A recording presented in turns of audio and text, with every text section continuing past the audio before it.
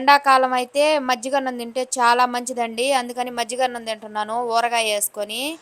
ఈ భలే ఎండలు బయట బస్సులో అయితే మరీ బెట్టనమాట.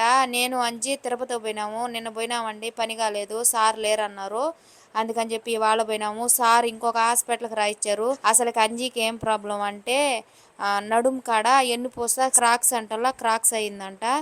అది మటుకు రెస్ట్ తీసుకోవాలి, బెడ్ రెస్ట్, లేకుంటే ఇబ్బంది అన్నారండి. చాలా మంది బయట దేశం పోయిన వాళ్ళకి ఇదే ప్రాబ్లం ఫేస్ చేస్తున్నారండి. నడుము అరిగిపోయిందని, ఎముక అరిగిపోయిందని, రెట్ట జారిపోయిందని, రెట్ట నొప్పని ఇలా చాలా బాధపడుతున్నారండి. ఏమైనా నాకైతే చాలా బాధేసింది. వంగేది, కూర్చునేది, తుడిసేది ఖచ్చితంగా పని అయితే ఎక్కువ ఉంటుంది. అందుకని అది ఎప్పుడు టాంచో పని చేయటం వల్ల అలా ఎన్నుపూస క్రాక్ వచ్చిందండి. అంజీని మటుకు 6 నెలలు బెడ్ రెస్ట్ తీసుకోమన్నారు. అంజికేమో గాని బెడ్ రెస్ట్, నాకు మటుకు కావాలండి ఖచ్చితంగా ఈ ఎండలకి. అలా ఉన్నాయన్నమాట ఇక్కడ.